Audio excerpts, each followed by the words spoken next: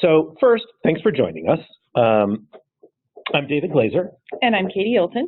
And we're going to whip through a whole bunch of things. As we get going here, before we even do any announcements, I think we have to start with Happy Valentine's Day. Happy Valentine's Day. So this was a greeting from my newspaper delivery, I was going to say a person, I don't know their gender, but they left us this, not on Valentine's Day, but it was kind of a cool greeting. Seasonally appropriate. Yeah, and then actually, exactly 1 year ago today, Mother Nature wished us a Happy Valentine's Day with that. So it's just a pink, it's a skyline looking pink for Valentine's Day. Yeah. And that was 1 year ago today. Okay, our few announcements. So first, next webinar, March 14th, we're going to do ancillaries. Everything you want to know about ancillaries in the kind of clinic and hospital setting, imaging, physical therapy, so it's where can you do them, anti-kickback, start, labs. And I guess I shouldn't say everything you want to know because you can't do everything you want to know in the amount of time we have. Although if it was popular enough, we would think about making a two-parter. Yeah, this might be a two-parter, so we might do it also in. So you should tell us if that sounds interesting. Which you can do on the survey, which brings us to the next point. So we read the surveys, and one of the questions we've asked is, do you mind if we go long? And because we do sometimes go long, and about 90% of you don't mind, 10% do. We're going to apologize right now to those 10%. We'll probably go a little long. So here's our thinking. 90% don't mind. But the other thing is, these things are all available online. So if many of you are joining us for the first time today, you will get a link with the audio from this. And if you think it's useful, you can send it to a colleague or anyone else. And you can listen to past webinars for free online. And so if you just Google Fredrikson Health webinars, you will see the list. They will pop up. So if we run over, if you have to leave, if you get a call, someone walks into your office, drop off, and you can pick up right where you left off. Finally, if sound sometimes goes to heck in a handbasket because of factors beyond our control, for that you can dial in. You can see that information in the chat box, and the chat box is what you'll use if you want to ask us a question. We'll probably hold questions for the end, but you're welcome to do so. And also, if you want somebody to contact you on the survey, and you say you want somebody to contact you, provide your information, because otherwise we want to contact you. We want to send you a love letter, but we don't know where you are. And because Katie's making a good point, this is kind of crazy. Most surveys, when they say it's anonymous, it's not really anonymous, and they know who you are. We really don't know who you are. So you can trash us and we will not know who you are, but that means if you ask one of us to contact you, we can't because we won't know who you are. Okay, so now that's too much wind up. Let's get into the meat. So you've got mail, and so there's kind of the alphabet soup. I can never even remember what a BISC is like. I can never remember what the BISC is. It's a soup to me. Zone program integrity contractors, program safeguard contractors, RACs, are all of these acronyms. And how do you keep them straight, Katie? I don't. I really focus on the main thing. Is it a letter from someone who's asking for something or telling me that I've been overpaid? And I think that's the key point, right? We don't give a rip about most of that stuff. So to some extent, who it's from matters only to the extent that you have to decide if you have to respond or not. So like if it's a private insurance company, there's a question, do you have a contract with them? If you have a contract with them, you probably better respond. If you don't, it's less clear. And we're not really talking about private insurance today, but I would just say, I often respond anyway because I'd rather not be in a fight over process. I'd rather be in a fight over substance, but that's a case-by-case decision. The one, I guess it's not mail, but if you have someone come to your site, that can often be someone who is very unassuming and people don't know who they are, and they might not have a good card, but they could very, very well be a CMS agent or a contractor agent trying to do an on-site survey. And so this is a big deal. We've had at least 2 clients I can think of get burned in a big, bad way.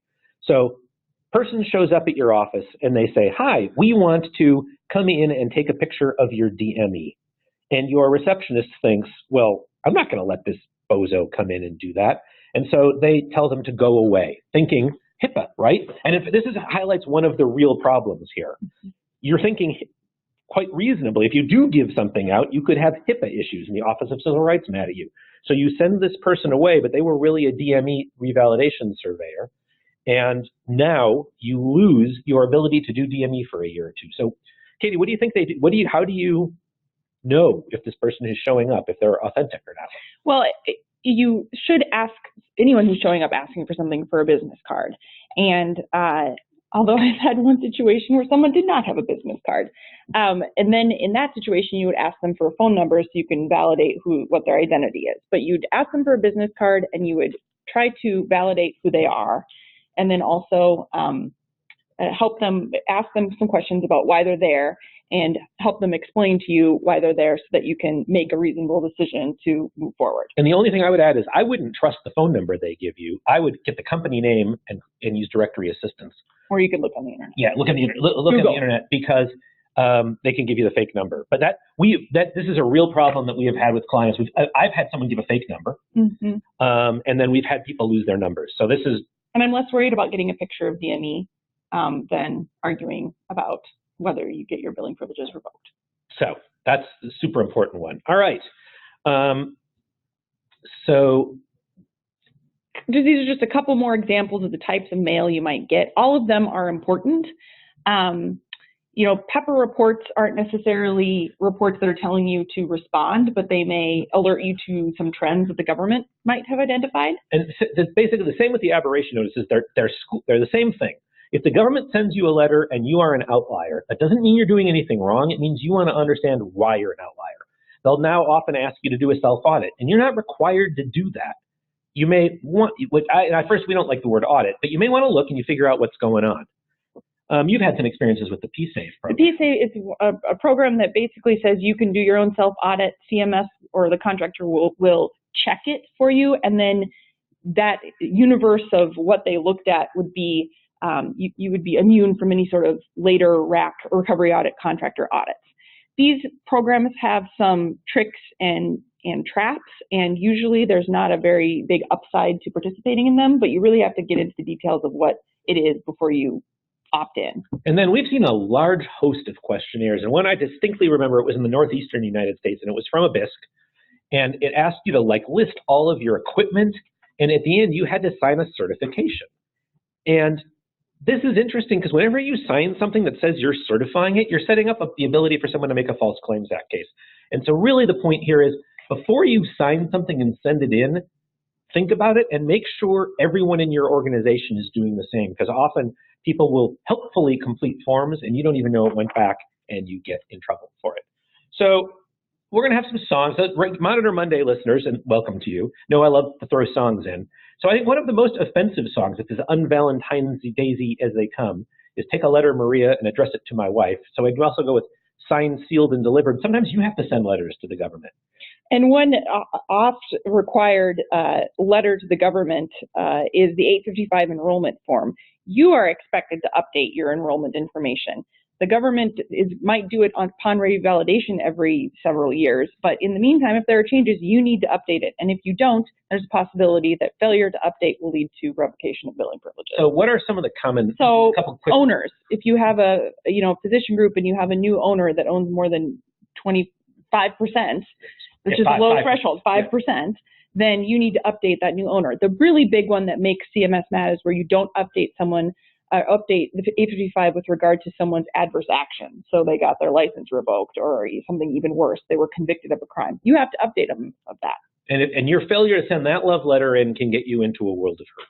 Voluntary disclosures are a big deal. We will do that at the end. If you have to sign off early, I think you'll want to hear that part, because we'll have some tips that can be extraordinarily helpful. That's the end. We're going to do 3 quick war stories here. Really, one of our goals out of this is to give you takeaways to keep you out of trouble. And so this is a case that Katie and I worked on in the southeastern United States. And a physician had an unusual patient base. They were nonverbal. And he would gather information about the patient's history from the nursing station. And those visits were all denied as being no evidence of a face-to-face encounter. Everyone agreed the doctor went to the nursing station, but the doctor would admit he didn't always go in to see the patient because the patients would become anxious with his presence at times. And so if he could get enough information from the nurse, he didn't go in to see him. So what happened? Well, that was a letter that luckily the physician brought to us, and we were able to work it through the appeal process and ultimately narrow the overpayment by almost to zero. Yeah, and actually this settlement. A couple of interesting things. Well, this is the first case we had that went to district court. Right. And then we wound up doing mediation with the federal government, and it worked, I will add, which I would have been deeply skeptical of that possibility. And generally, you don't get to district court for a whole bunch of reasons. It doesn't happen. But this one went all the way through. We went up through the Departmental Appeals Board. We won at the ALJ twice, lost at the Departmental Appeals Board, and then went into district court and then ultimately negotiated a resolution. You can't generally negotiate a resolution until you get to the district court level. But one of the lessons here is that that was based on manual language, and that manual language wasn't valid. And you're going to hear this theme from us a lot. We'll say this a few times. If you think you've got a big problem, and we're talking big, it wouldn't necessarily be $5,000 or $10,000 and up. Mm-hmm. It's usually worth it to call Katie, call me, and talk for 5 minutes, because often we can say, oh, wait, there's a way out of this. And we've literally had clients refund millions of dollars and then say, oh, we didn't need to do that? And like they heard us give a speech and said, we could have not refunded that money, and the answer is yes. So that's a theme we're going to touch on. All right, New Mexico oncologist hasn't signed his charts. The contractor audits him. First, they left with the original charts. One lesson, don't let people walk out of your office with original charts. They denied all the unsigned charts. How do we know the service was provided? Doctor gets a bill for $3 million.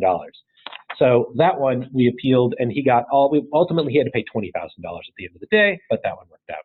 And some people might say, we can't appeal it because, we don't have the original documentation, or this particular type of documentation doesn't have all the information. But we would say it's not just about one narrow little set. You get to look at all the evidence, so we can help you figure out what you can pull together to make your appeal successful. And some people would say if the chart wasn't signed, we're out of luck. Right, exactly. And that's a total myth. And so don't assume your goose is cooked. That was a $3 million swing, right? This one, you got to tell us, this is our best ever. You can't make this one up. So a multi-state IDTF is they're doing portable x-rays with scans that are ordered by nurse practitioners. And the contractor comes around and says, only physicians can order portable x-rays. And that's based on this rule from the 1960s. And then, the actual right law is that there is a diagnostic test rule which says that physicians include, as well as nurse practitioners, PAs, and other ordering practitioners can order diagnostic tests. So if the client had just listened to the 1960s rule, they would have been out. So we appealed these findings. And this is where it gets fun. And this is where it gets really fun. So, all right, the position that the contractor took was, we didn't hear anything for a while. And so we eventually said, hey, what happened with our appeal? And they're like, oh, we ruled against you. We didn't get it. Yes, you did. No, we didn't. Oh, come on. Your client did. We sent it to you and the client. You missed it. So we asked him to send it to us again. And here's what we got. So that is, by the way, that's Katie and me. That's like the old me before I had gray hair. It is 3 years ago on Valentine's Day. Yeah, this actually, 4 ironically. years ago. Is that right? 5 years ago. It is 5. Wow. 5 years ago. That is why we look so much younger. 5 years ago on Valentine's Day. So we received 2 bankers' boxes of single-page letters. So if you can, and they had literally claimed that they had sent each of those letters individually in an envelope to both of us, to us and to the client, and we all missed them. Okay, that was a war story that's just really out there to say, holy cow. And also, we have really bad art. If you look above my right shoulder. Okay. Now, what do you do to prevent an audit? You can't. We're not going to focus on that. But know your anomalies, because you want to be prepared for them. So don't try to prevent audits, and don't be afraid of being an anomaly. What do you look at? You look at documentation. We'll talk a little bit more about that coming up, but not a lot more, just a little. You look for coding variation, things. If I could only have one data point, it would be total production. I'm worried when someone's an abnormal producer, that's a big deal. We also recommend ask all of your employees or to quarterly say either, I don't have any compliance concerns, or here they all are. And then, look, the OIG has gotten rid of their annual work plan. They now have a continuous update thing. I don't put a lot of effort into that. I do an update on it every year, but I think that that's not where you find stuff. I think actually newsletters from the contractor are worth more. And also just talking with your peer groups and your trade associations to hear what other people around you are getting. I think that may be one of the most valuable. I think that's the best. So always true, listen to Katie. So you should be getting distributions like this. Now, some people would think that doctor who's got all of the 99204s is a problem because he or she's using the same code exclusively. I don't think that's necessarily a problem. It may be that if they're a specialist, all of the new patients who come in and it's the same exam, it's the same history, That's believable, but you should be looking at it. And then you got to figure out what's under the surface. If I were going to quit my job, would be taking pictures, as you'll notice. What's under the surface? That was in Hawaii this year, right before the missile attack, or right as the day after the missile attack. So, okay, before the letter arrives, what do you do? So this is something you can do like after this webinar. Make sure that everyone who is at a point where they could receive mail knows that they should direct any letter from the government or a contractor for the government to a particular person or central place. This is especially true for hospitals where docs have, internal mailboxes that go unchecked for months sometimes. And they could get all sorts of mail because CMS and contractors don't always send to the obvious person like the compliance officer. They send sometimes to the person whose name was on the claim, which could be the doctor. And so have a process for checking everyone's mail, and everyone should forward basically everything that looks the least bit suspicious, including things that sort of look like a solicitation on the outside. If it's got a bird on it, though, in particular. The bird, yeah, that's the HHS logo. They should send them immediately to a particular location. Also, appeals are time sensitive. People should know that. Every week I have something where I get a new appeal. A client says, I have a thing. It looks like we got the letter 3 weeks ago. The response is due tomorrow or something like that. And time actually gets you a lot. And also, we've certainly seen situations where the letter inside the envelope is dated February 1st, for example. And you get the letter and the envelope is dated April 1st, but people throw away the envelope. And so once the letter gets to the right person who's going to process the appeal, they think we're either well into or past the appeal deadline. So keep the envelope. And that's counterintuitive, but we've had multiple experiences with 60 days or more of difference between postmark and envelope.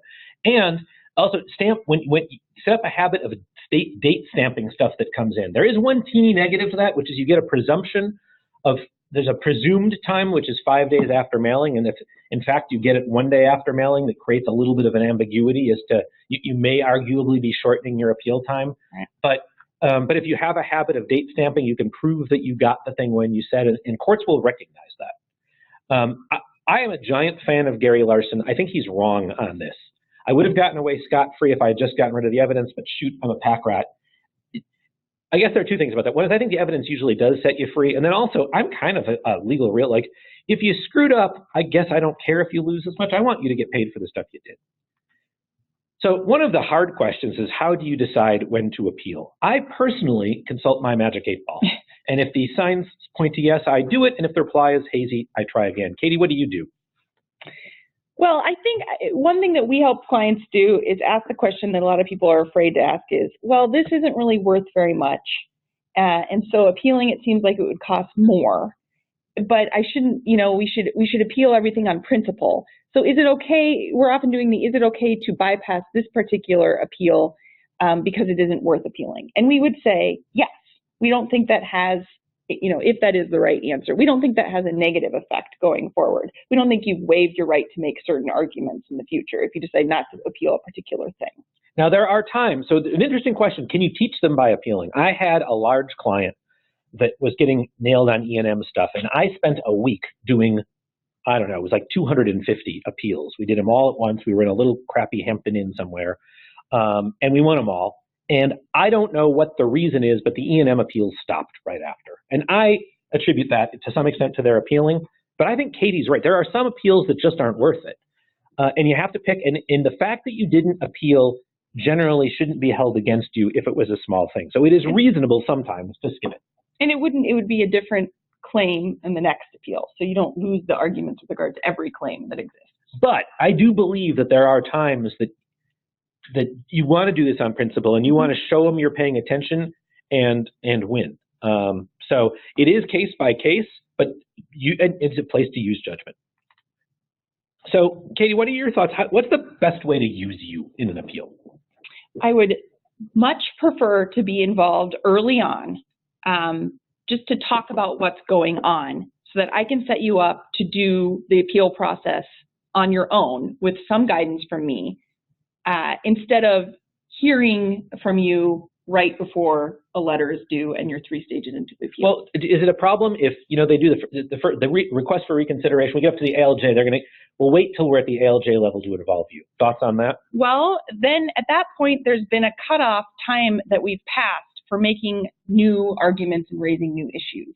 And certainly, you want to have made all your arguments up front so that you preserve the right to argue those in front of the judge who's going to be your meaningful decision maker. And I think sometimes we see letters that make an argument that's the opposite of what we want to make, and so I am a big fan of involving counsel early, which doesn't mean you've got to use us a lot. People are afraid of that we're expensive, and on an hourly level, I'm not cheap, I will concede this, but the first call might be a 15-minute call, right? I mean, and then you can still do a lot of the work. And in fact, it's best if you do a lot of the work, but we can help talk about stuff. And it's often because the auditor, the contractor, has made the issue one thing, but when you step back, you win on all these other grounds that they haven't focused on. And so you need to be able to capture all of those arguments.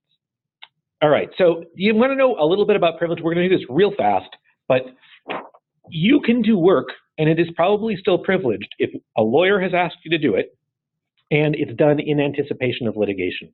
And so if you've got a letter from CMS doing some kind of inquiry, that's in anticipation of litigation. And if your counsel asks you to do something, that's privileged. And the fact that it's done by a non-lawyer won't undo the privilege. Compare that to you do a regular E&M review just proactively. That, even if is done at the request of counsel, the argument that that's privileged is going to be pretty weak. So, but when in audit land where the government is auditing you, it's privileged. Hiring consultants, beware, is all I can say. There are great consultants. My life is made easier. There's some of you guys on the phone who I love. I'll both love Valentine. I love, greatly respect, right? But my colleague Steve Beck and I were at lunch once with a woman who said, "Oh," and I'm not. This is a quote. "He's Indian. All Indians commit fraud."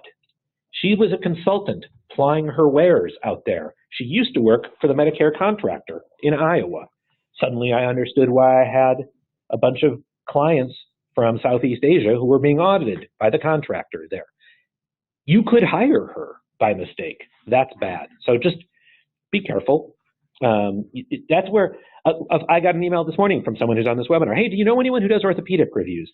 And I don't have a perfect answer on that one, but I know who I can ask. And ask around before you engage a consultant, because if you pick wrong, it hurts. Now, ask the right questions. Yeah. What have they done for you? What have they done for you? Have they changed an outcome for you? And do they think of their job as being a spokesperson for the government or your advocate? Because some consultants want to be super conservative, and if that has a place, but it's not so helpful if you want to use them to try to appeal. Now, we're going to now get into the nitty-gritty. Katie's going to go through a lot of this. This is sort of important stuff. It's also probably the hardest to joke about, but just the process. Thanks for the boring part. You're welcome, Katie. So we're just going to quickly go through. This is the process for that governs most of these letters that you get. So anytime that the government thinks that you've been overpaid, this is the process you're going to go through. There are other processes, like when you are talking about billing privilege revocation or like a nursing home survey. Obviously, you're going to have different processes, and it's just as important to learn those procedures. So don't just operate on this timeline here. All right, so there are 5 levels for appealing an overpayment. The key thing to know about each level is, or one key thing is to know how soon you have to appeal for that level in order to keep the contractor from recouping your money. So you might have 120 days to ask for the first level of appeal, but if you want them to be, if you don't have any prayer that they're going to stop recoupment, you need to submit your letter within 30 days.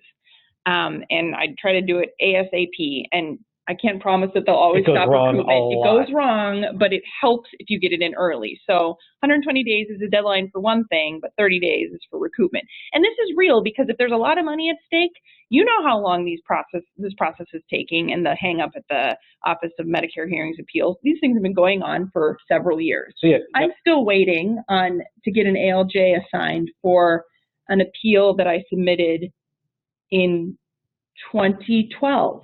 Now, so you don't care about this if it's a $500 thing, right? If it's a $400,000 thing, you might. And so you pick and choose, and there are strategies you can use. The best one is keep sending in, you send in a letter within 30 days, and then you keep sending in more stuff. And that's a strategy that can work pretty well. Yep.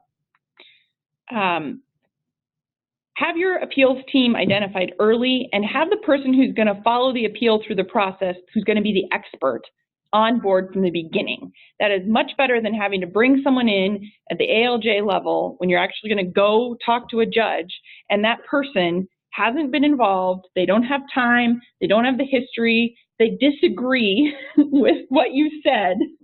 I've had that before, and all of a sudden you're prepping for a hearing with someone who doesn't agree with your argument. So get a physician involved early. It doesn't have to be the treating physician, and in many cases it's better that it not be, because the treating physician might not be around. It may be easier for someone to explain what the whole entire record shows, who wasn't right involved in the case, and it avoids the judge asking the treating physician, did you think this? And the treating physician not necessarily being able to recall. And I think there's another benefit, which is if you get someone who's good, what you want is a good witness. And if there's a doctor who explains him or herself well, use them over and over. All right. So gathering the record, this should be done early as well. In terms of what you can submit to the ALJ, because ultimately that's who you're hoping to change their mind. Yeah, you might win at an early level, but it's more likely you're going to have to fight at the ALJ level. So, but you want to get all the information together, and you should not just think about your own little narrow set of hospital records, for example. Think about if there's relevant information from other hospital stays. But think about if there's office visit documentation. But Katie, if I send in stuff that they're not asking about, won't they audit me on that? Isn't it bad to go beyond the narrow request? No, I think that would be giving the government too much credit to say, I'm going to look at what they submitted for this particular claim and then start auditing them. I think that it just doesn't work that smoothly. And ultimately, you want to tell the story, and the story is sometimes not in the narrow even date range they asked for. Now, hey, I've got records. I'm a hospital, and I've got all these clinic records. I can't send those, right? Those aren't mine. You can use third-party records. Third-party records that are part of your medical record are your records. So you don't need to get permission from those. No, that can't be true. So we've heard this one for so long, and you don't have to get permission. You don't have to get the patient to go ask the other clinic to send them in for you. In fact, do not bother. So basically, once it's in your thing, it's your record. It's your record. Important thing. When hearings are a pain in the butt, they're almost all by phone now. You need to have exactly what you sent in front of you with page numbers. Yes. I can't emphasize that enough. People often think, well, we have a copy of the record, because we can, but you don't know what went, and maybe you forgot to copy the radiology reports, and you've got a judge looking at something, and you're trying to figure out what he or she is looking at. So you need exactly what went in. And don't trust the contractor to pass it on to the judge, because that just does not happen, and plus you need your own. How to present your case. You should always have a cover letter that should provide the overview of your arguments. Now, if that is sufficient to cover your arguments, great.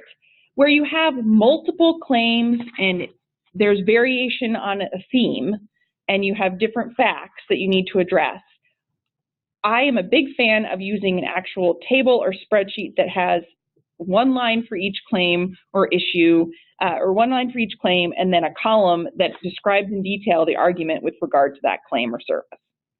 And then, this sounds really nitpicky, but you should have a tabbed book, an exhibit book that is referenced very specifically in your chart so that someone who has never seen this before can pick it up, read your cover letter, understand the over arguments, and then go claim by claim and understand what the arguments and the exhibits are for each claim. And I'm going to interrupt to say I've seen you win appeals because you got the stuff organized in a way that the judge could figure out what was going on. It's so important because the judge is not going to have any time to review this before they get on the hearing, on the call.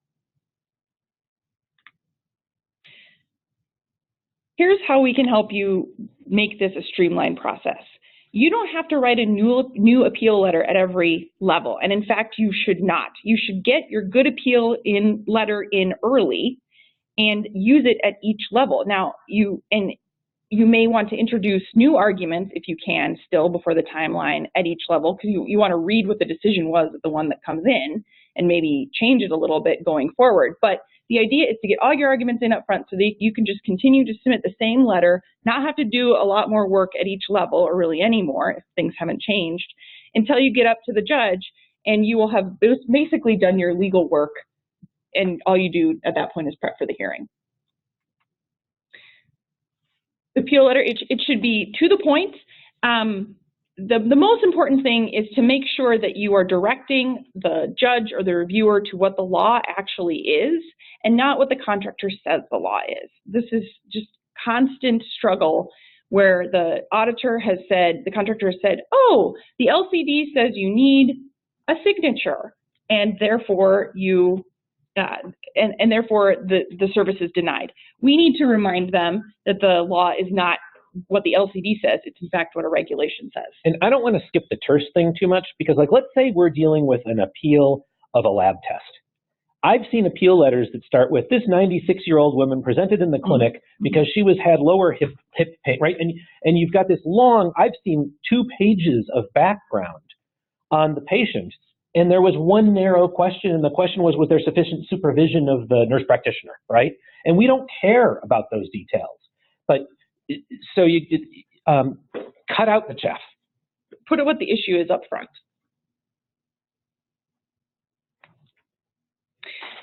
Back to sort of the technical side of things, the appeal, in order to be perfected, has to include certain items. It has to include beneficiary name, their health insurance claim number, what services are underlying the appeal, the dates of service, and you have to have a signature of the party of the representative and submit an appointment of representative form.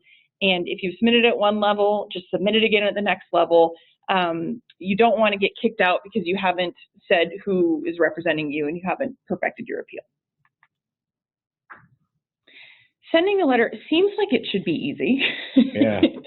It's not always easy. I have seen so many letters on the state and federal side that say, send the letter to this address. And that address is not the right address, or it's inconsistent between letters. And so you want to make sure you are following the directions in the letter, that if there is another address that you capture it, and that you're copying all the right parties. You have to copy all of the contractors who were involved in the previous levels of the appeal. So you need to copy the contractor who made the original decision, and that becomes a longer list as you go along. Use tracking. Do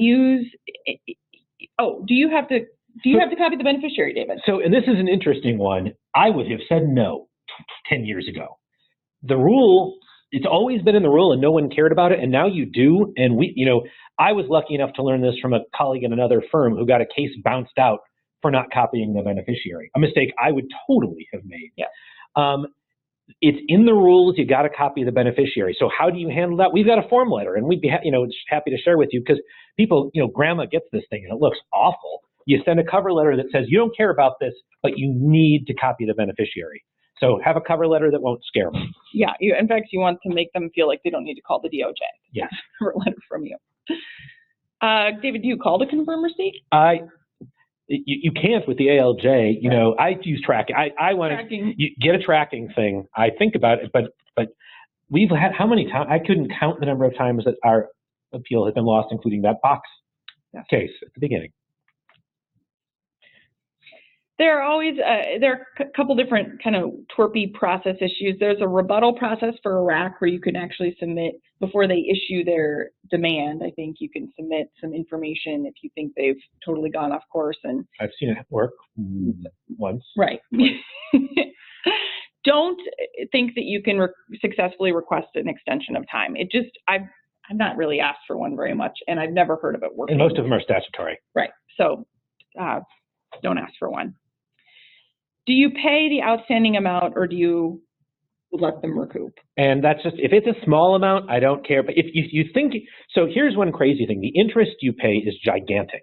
I don't know why it's set up this way. Yeah, like right now it's like 11%. And so if you have to pay it, it's crazy to have paid the interest rate you have to pay. And in theory, they're supposed to pay you. interest if you win. Getting it can be a challenge. So I kind of make the decision based on whether I think I'm going to win or not, oddly. And if I think I'm going to win, I don't. But if I'm worried about it, I might pay, actually, to not have the giant interest.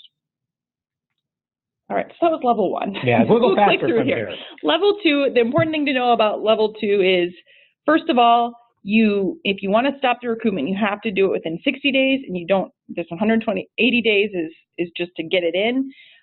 Also, level 2 is the last level at which you can submit new evidence, unless you can show good cause to the ALJ.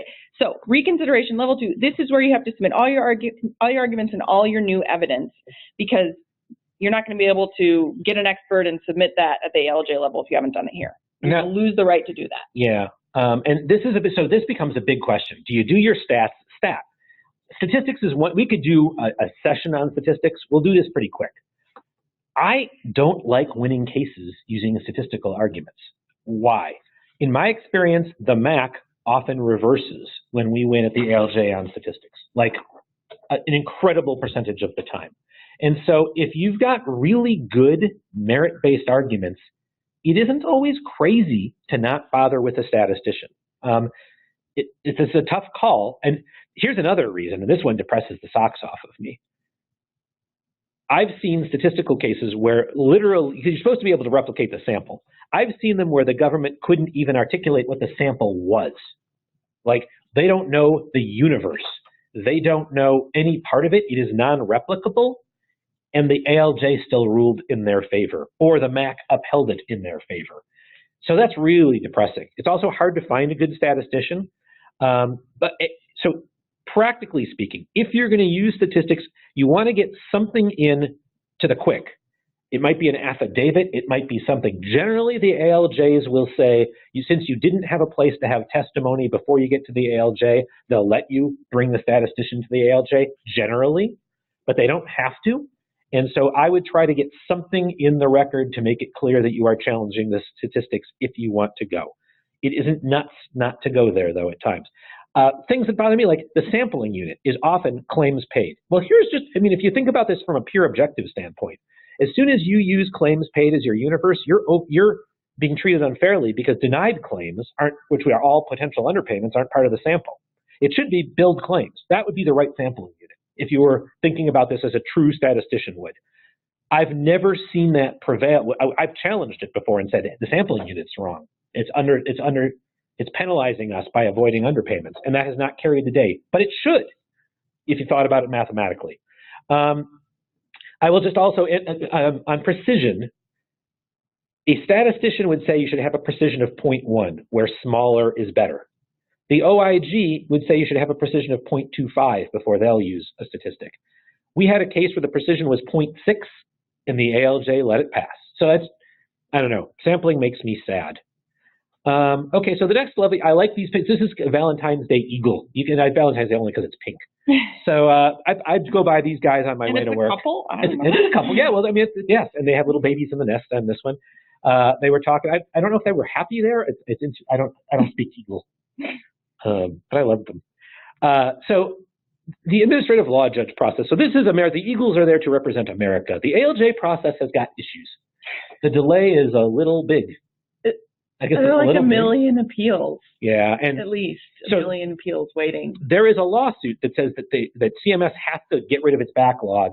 They had to reduce it. I don't remember now. I think it was a third by the end of last year. Yeah, and we'll get an update soon as to how they're doing. That's why they've come out with these various settlement options. The first third has not included any of the ones that are waiting. Yeah, we have cases like that are 5 years old. You get there. So what do you do when you get there? First, you have to decide what kind of hearing you're doing. I don't think I've seen a judge that will let you go in person. So it's either phone or video. Which do you prefer? Phone, absolutely, over video. Well, don't you want them to see you? I don't. I want to be able to kick my client or hit them over the head without someone seeing them. And I want the client to be able to say, no, that's not right, or mouth it to me. Despite the fact that I think that the judges then are sometimes zoned out during these things, I'm completely with Katie on that. So the ALJ hearing is where you want to prep your witnesses and you want them to be able to succinctly explain their perspective to a half zoned out ALJ who has not looked at the record. Assume that they haven't looked at it closely yet. And so it's really important to make sure your expert is on top of his or her game. You should you should push the legal standard and make sure that that CMS does not, gloss over the actual controlling regulation. There's this weird thing about whether CMS is a party at a hearing. I admittedly haven't seen a pattern, really. They're usually a non-party. So how does it matter? It matters because you aren't able to cross-examine CMS when they are a non-party, which is certainly more fun to do. But it just means they show up, they make their case. The judge might be able to ask them questions, but you can't ask them questions. And usually if you tell the judge to ask them something, they usually will, not always. The district, we've talked about the Medicare Appeals Council. It's further up. Our batting average at the administrative law judge level is north of 90%. We almost always, now this is not because we're great lawyers. It's you get to pick your cases, right? And we should be picking the ones we win, and we'll tell you. At the MAC, not nearly as good. For reasons that I find kind of depressing. Those decisions are more challenging to me. And then we talked about district court being more expensive. All right. There being the possibility of settlement. Absolutely. So you don't have to go through a federal case, which is, people say, oh, district court, I'm not going to do that. It's a federal case, and I don't have $200,000 to litigate, but you can settle it. Yeah, and you can always drop the thing. So you can take your shot, get in there, negotiate with the U.S. attorney, and get a good resolution. All right, here's an important point. I'm going to do this in about a minute and a half because A, it could be an hour, and B, I'm doing it for an hour. So Monitor Monday listeners know on March 1st, I'm doing this as a whole webinar on challenging documentation denials. So you can sign up for that thing through their website and get the spiel. But here's the bottom line. The documentation guidelines are just guidelines. How do we know that? Because the law says that unless you furnish information, the requirement is that you have to furnish information to get paid. The words medical record don't appear there. And the CPT assessment says that they're guidelines, and there's a question and answer sheet. Are these guidelines required? And the answer is no. So that's a topic for another day. You can actually find this as one of our old webinars on our website, or sign up March 1st, Monitor Monday. I will go through this in gory detail. Now it's here for you to look at, and we're going to focus more on other stuff, okay? So that'll all be there. Now this we want to spend a minute on because this is a great example of where lawyers can earn their keep, of how you can be sold the bills of goods and the like. And so we're going to look at old guidance. This is now moot because this has been replaced by the 2 midnight rule. But I want to look at short stay cases as they existed in manual language that was the language until almost a year ago. I think they finally got rid of it in March of 2017. If you looked at the Medicare Benefit Policy Manual, this is what it said. So the question, when is someone an inpatient? Generally, a patient is considered an inpatient if formally admitted as an inpatient with the expectation he or she will remain at least overnight. Seems easy enough. It's very straightforward. Physicians should use a 24-hour period as a benchmark.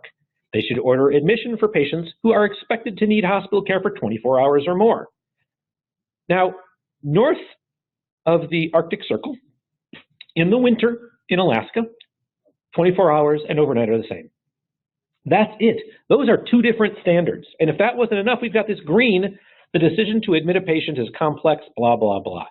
So why are we showing you this? It's because there are a bunch of lessons out of this, right? First, what did people who, when you got a denial, what did the denial focus on? It would talk about interqual. It would talk about milliman. It would talk about intensity of illness and severity of service. What would happen during the stay, how many tests they would get. It's bizarre. And none of that is what was in the standard, in the manual, right? And people were applying a bunch of stuff that wasn't in the manual. Now we'll talk about whether the manual is a rule in a minute, but they were making stuff up, right?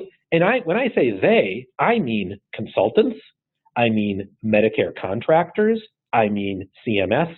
We had like this state Medicaid agency. Oh, you haven't? Yes. You should tell. Well, and this isn't just a Medicare thing. The Medicaid agencies are paying for inpatient stays too. And here in Minnesota, we had the Medicaid agency saying using interqual, I believe, which not all hospitals use. And when their actual rule said they would use something called the Appropriateness Evaluation Protocol, which we found was something that was a tool that was last published in 1983 and that nobody had a copy of. So Katie dug into the details on this case and won it because no one was paying attention to the details. And so, or the rule. Yeah, so we can't emphasize this enough. You got to read stuff and pay a lot of attention to it. Now we'll come back to whether the manuals are a law in just a moment. But everyone acted in a particular way, and I would argue everyone was wrong. So don't be afraid to as I would say, be a salmon, not a sheep. Swim upstream. And I'll say this 2 more times, I bet. But before you go refunding a bunch of money, please have a 5-minute call with us and see if we can help.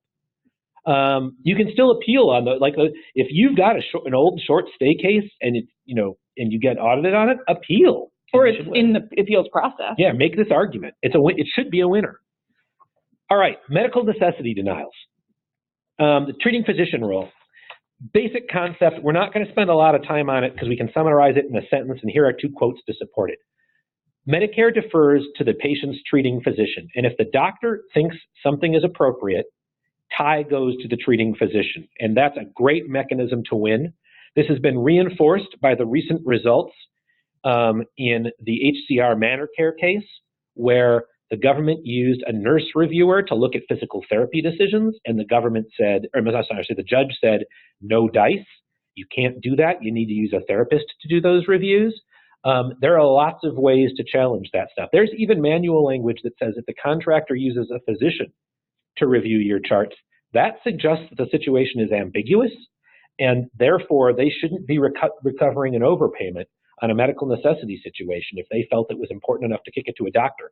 So this is an interesting, this is a can't lose situation, right? If they use a nurse, you can go in and say, can't use a nurse, got to use a doctor. If they use a doctor, you use the claims processing manual to say that you don't get to recoup an overpayment. So that's a fun little one. Manuals are not the law, all right? And there are a bunch of things. First, the statute, the Medicare statute says that only a national coverage decision can limit benefits unless it's promulgated as a regulation. And then Rachel Brand, who used to be the number 3 in the Justice Department, she just stepped down to go to Walmart, which I'm kind of bummed about, put out a memo last week. Is what? To promote her Walmart brand. Well, I do not know. Oh my God, that was a good joke, and I totally missed it. Oh, that was embarrassing. All right.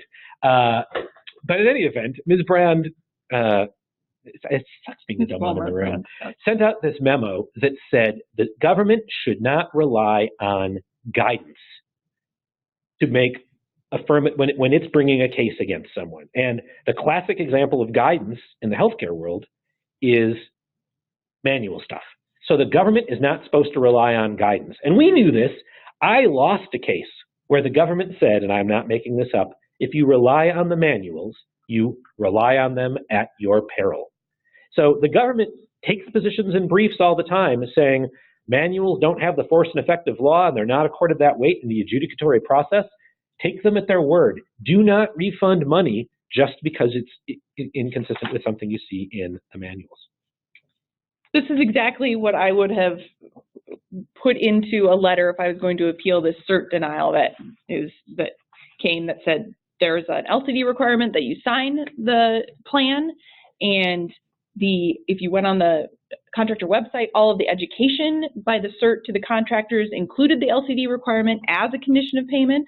But if you dug into the actual conditions of payment, as in the law that requires something to be, the law of what is required in order for the government to pay, which is only the statute, the regulation, or the NCD, if the requirement is not in any of those 3 things, then you do not have an overpayment. So wait, but I violated the LCD. That's got to be an overpayment. Katie, are you telling me that violating an LCD isn't an overpayment? An LCD is not binding on an administrative law judge even, David.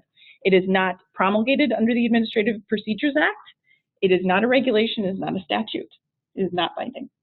So that's a super duper important point. All right, just a quick word. So we've got about, we will go a few minutes over, probably not super far. We've got a couple questions here. We will have time to answer those at the end. Time limits on recovery. This could make your hair hurt. My hair has gone gray because of these provisions. So there are two laws. We're not going to get into them in gory detail, but here, one law says Medicare can't recover an overpayment 5 years after the year in which payment was made. And that's not exactly what the law says, but we're going to round it to that because it's too complicated. So here's how it works. A payment is made January 4th of 2013. You start counting years. So you count not at the year after payment was made. So your first one is 14, 15, 16, 17, 18. They can recover all the way through December of 2018. Now, this is where we go down the rabbit hole. The payment is made 5 days earlier. Suddenly, we lop a year off of the recovery period. Is this logical? No, it's just the law.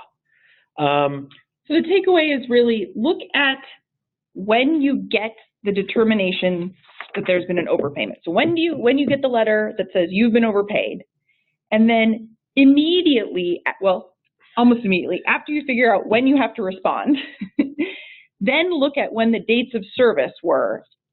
I'm sorry, the dates of service were so you can determine when the claim was paid. Because that's what's really crazy too. The date of service doesn't matter. It's the date you got paid. Date you got paid, which you might have to look up, right, in your system. But look at date of service to figure out your date of payment, and then see if this 5 years, if you get this presumption. And we've been able to lop off sections of audits. Now, we're not talking a lot about the 60-day rule here, and we'll do it a little bit in a minute. This is a different time limit than in the 60-day rule, which is why we think that the 60-day rule actually is inconsistent with the statute. So, but this is how far back Medicare can go, or this is one of the limits. It's not the only limit, because there are also limits on their ability to reopen a claim.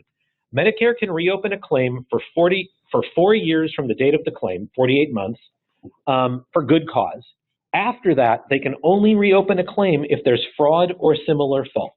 Now, the regulation defines similar fault in a way that is broader than any human being, because you'd think similar would require intent.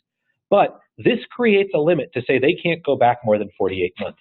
And that's an argument that's there, and it wins a lot. And so just know, like if you're doing a voluntary refund, in my mind, there aren't going to be many situations where you should go back more than 48 months. Now, Iraq has a different, this is extra super duper crazy. The RACs can only go back for fiscal years after the date of payment, according to the law. But then the statement of work says they can go back 3 years from the date of payment. Now, so this is really weird. The statement of work that the RACs have is different from the law. If they don't follow the statement of work, there's an interesting question as to what will a judge do? But I'm going to argue that they're stuck with the statement of work and they can go back 3 years. Under the 60-day rule, you have to report and return an overpayment. All right? If something isn't an overpayment, because the way they define an overpayment is money that you're not entitled to under the law. We think that if the contractor can't reopen the claim, if they can't take the money back from you, you don't have an overpayment, and it's not governed by the 60-day rule. Or maybe the better way of saying is the 60-day rule doesn't require a refund because it isn't an overpayment. This is a really important point. We are not, I wouldn't say every lawyer you talk to will agree with us on this. I would say I think we're right. I feel quite comfortable that if you don't owe the money, it isn't. If the government can't take the money, it's not an overpayment. Right. Now, CMS doesn't agree. They would say, this gets really crazy. They would say if the RAC comes and looks at you for 3 years, you're supposed to go back 6 after they come and look at you. Which is, if you think about it, if they just look at you. Super crazy. Really weird that they've come back and taken 3 years worth of money. You're not supposed to go another 3 years. What a screwed up system that would be. What if they took the money not based on the right law, David? Well, then you have lots of arguments, right? Right. Okay, so 6 years from when? This is also weird. The 6 years under the 60-day rule is from when you quantify the overpayment. So this is we have another webinar on this. I don't know, but basically, if someone calls you on January 1 and thinks you have a problem, and June 1 you're ready to refund, you'd go back 6 years from June 1, which I find a little stunning. I would have thought it would be from when you get the call January 1, but that is not what the 60-day rule says. But actually, this is really, we're now transitioning into self-disclosures, and we're going to have enough time to get most of that done before the top of the hour, so we will. Bottom line, the government thinks you got to go back 6 years from when you quantify an overpayment. Even if the contractor doesn't go back that far, we think they lack the statutory authority to do this.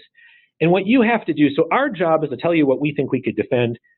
A reasonable client may say, I don't want to pick that fight. And frankly, if it's a small amount of money, I'd say, yeah, you're right. But if it's a big amount of money, you might want to pick that fight.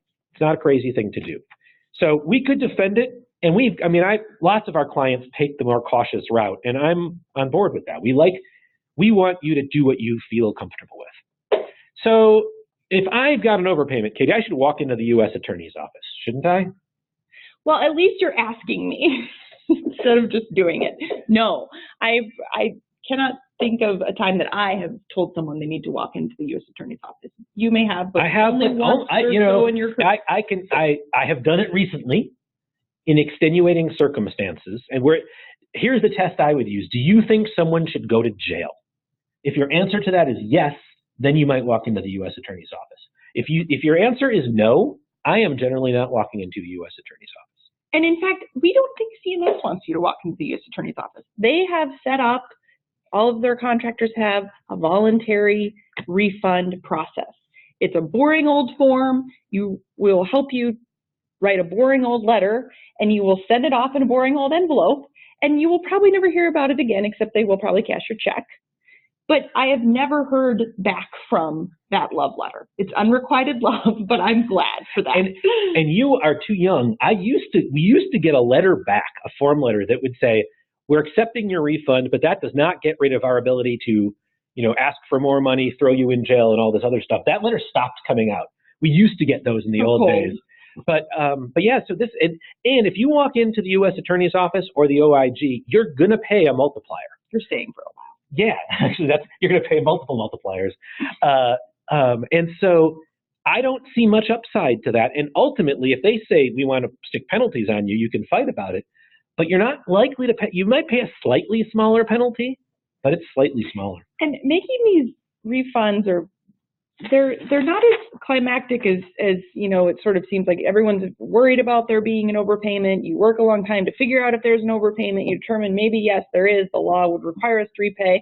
And then you send in this boring old form, and it's sort of a letdown, but a good one, I think. It is, but people get really nervous about it and think that sending this letter in is going to make like a SWAT team show up at your door, and that is just not true.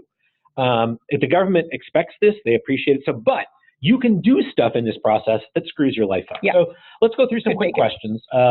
Do you ever send a placeholder letter? And Gabe Imparato is a lawyer in Southeast Florida who's changed my thinking on this. I used to say no.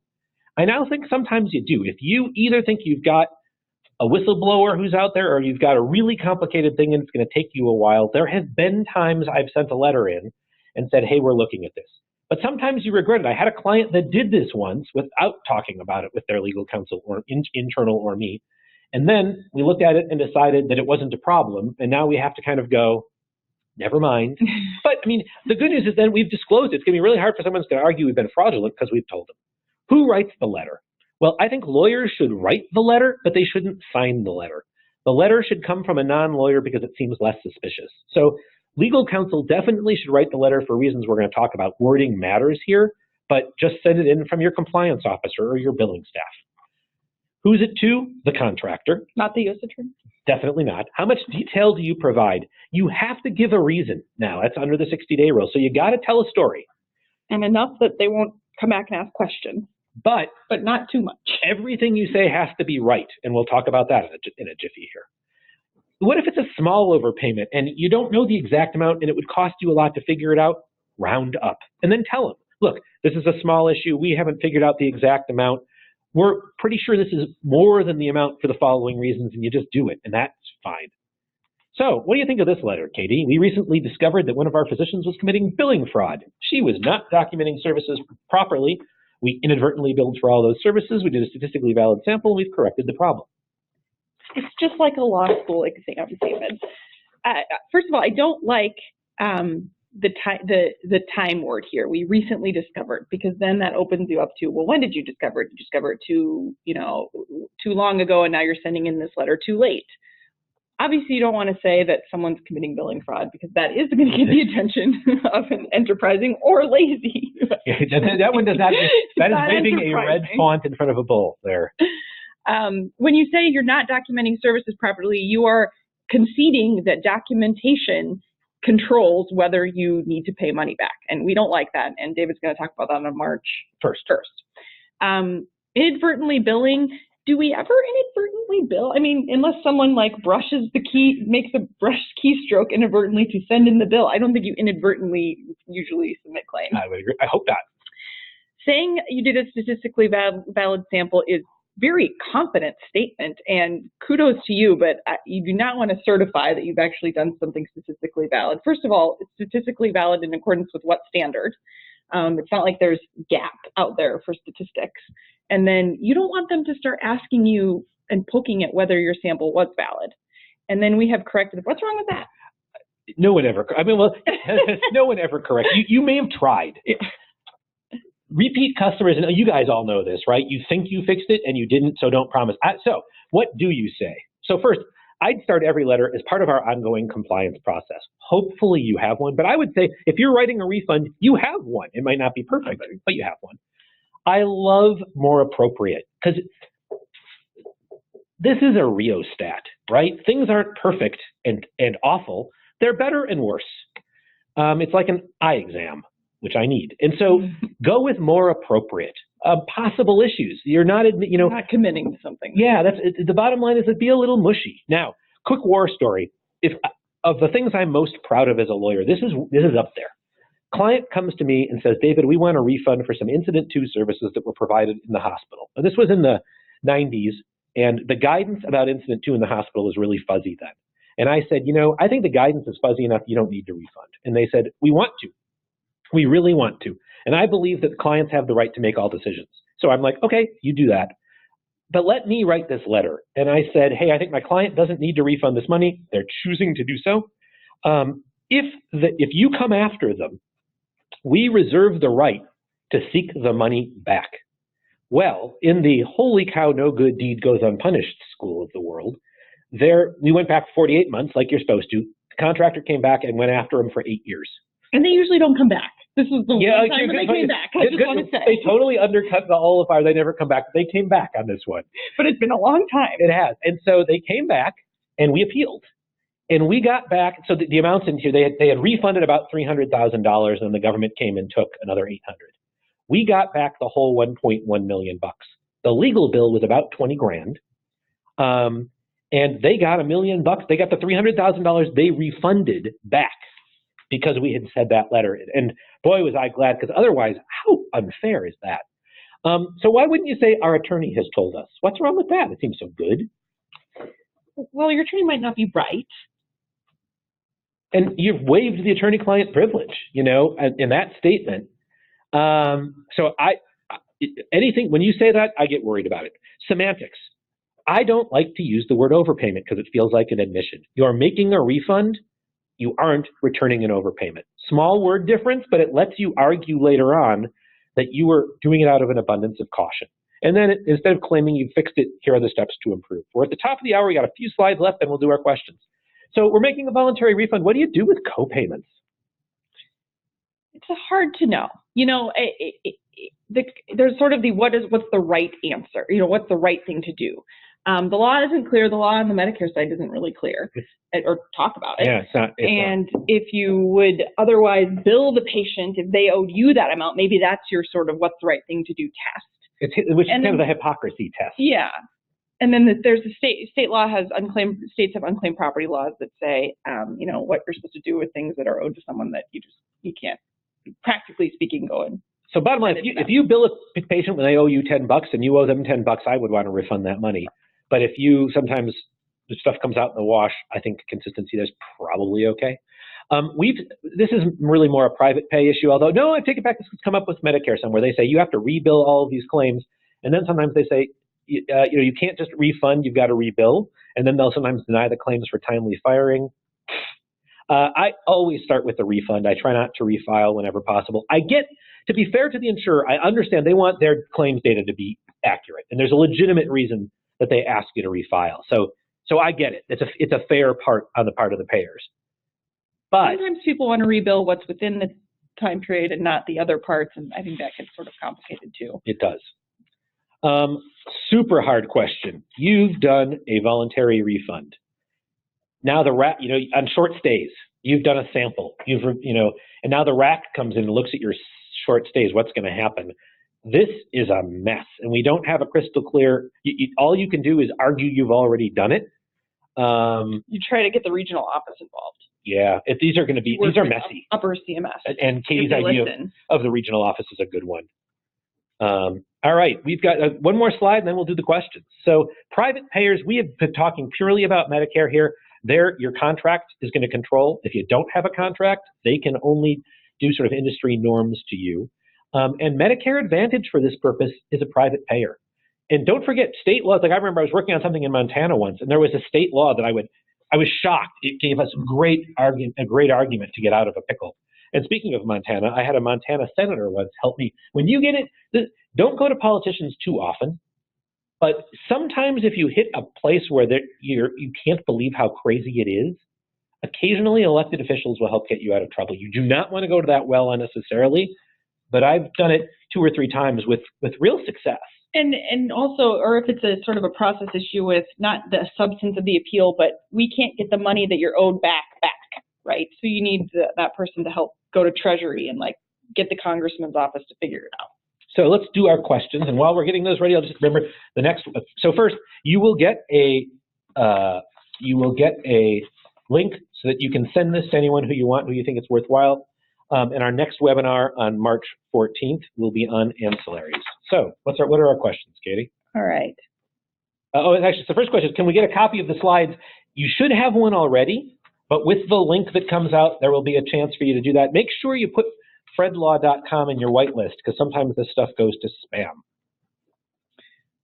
This one's about overpayments by patients. We talked about that. What are the laws?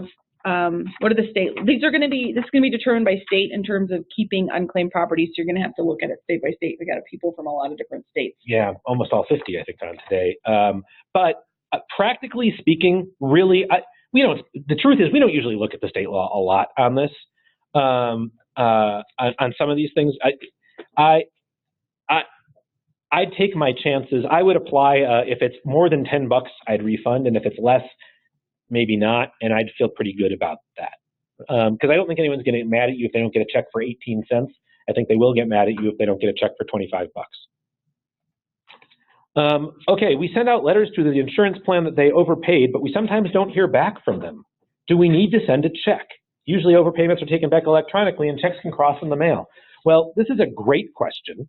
There's not a clear answer. First of all, you have to look at your contract with them. If the contract doesn't say there isn't an explicit requirement, if you've let them know, I wouldn't lie awake nights on that one. I'd feel pretty good about that. But that's a private law, a private contract question. What else we got? I've got several more. All right. Outside records are part of your medical record? Really? Even if you don't include this in your definition of legal health record, can you give reference supporting this? This is a question I get a lot. Yes. So here is the law on this. Well, and hang on, before you jump into the law, I'm just going to say, this is America. You can do it. Unless there's a rule prohibiting it, it's okay. Now, go ahead. Okay. Yes? So here's how I get there. HIPAA says that protected health information is defined as any health information that's created, received, maintained, or transmitted by a covered entity. So if I walk into a clinic and they have PHI about me that has been received from someone else, from someone else, that's PHI of mine that they have that I have a right to. That's part of the designated record set. It's what controls under HIPAA, and so that documentation can exist as PHI in multiple clinics. So Katie's done that in a legal and analytical way, which is better than what I'm going to say, but I'm back to show me the opposite, right? So if you think something's wrong, you better be able to point to a law that says it's wrong. Don't put the burden on me to prove something's legal. The burden is on you to prove it's not, and I don't think you can prove on this one. But I also I'd also get practical in a different way. You are an orthopedic surgeon, and you are putting a hip in someone based on the radiology report. go ahead and justify the need to do this without anything from the radiologist. You can't. So, and it would be really stupid to try. So that's the other way I get there. So Katie is more analytical than I, and I'm more Seinfeldianly passionate. And that's a good thing. You mentioned copying beneficiaries on appeals. Is that only for level 4? Oh, we were not clear about that. No. So unfortunately, it's all the way through. We were unclear. Thank you for catching us on that. You got to copy the beneficiary, and what like that. There's an example. You get a form letter that goes on top, and you send it, but do it all the way through. Here's a great one. What's the validity of extrapolation performed by government auditors based on sample review findings? There isn't any. There's no validity. Well, that is too harsh. On the context, right? So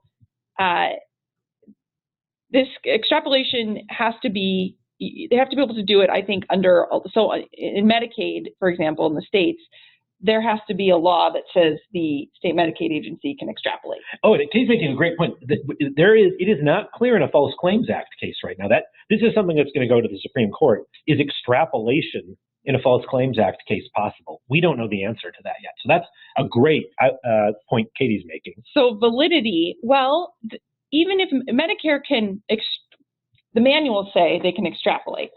But there's a way that they have to do the statistics and extrapolate. And so if they don't follow their process, then you have a good argument to snipe at them. But that's where we were but unfortunately, the judges have been extraordinarily forgiving, and the phrase "it's close enough for government work" is applied far too liberally here.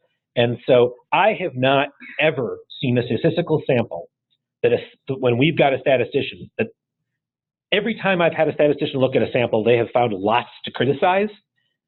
But that does not mean that we carry the day. Let's see. So what recourse do we have with private payers? We receive audits where the payer denies the charges and says they're from routine nursing services.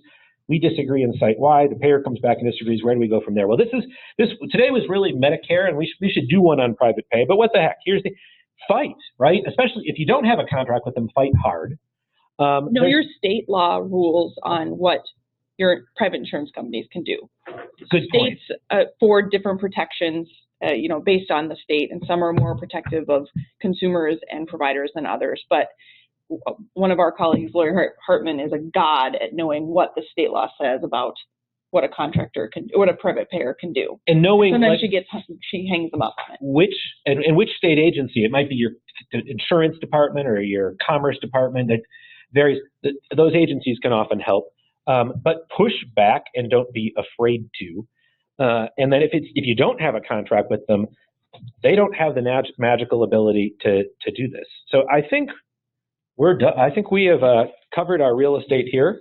Call it. Oh, hang on. I do see one more. There's one more here for recoupment. Does the 5 years start from the date the initial claim was paid, or the date of the last adjustment in the remittance advice? That's a great question. That's a great question. I don't think that the answer is crystal clear. I think the government could argue that it would be from the last adjustment in the remittance advice, but I don't think it's crystal clear. All right. Thank you so much. You can always feel free to call call Katie, call me. Call us if you're going to refund. Yeah. If you're thinking that you're going to put a check for $10,000 in the mail, call. Yeah. I mean, 5 minutes. Give us 5 minutes. So that's our Valentine's Day plea. Yeah, and actually we've gotten off the Valentine's Day thing. So happy Valentine's Day. Happy Valentine's Day. Happy Olympics. Thanks for joining us. See you in March.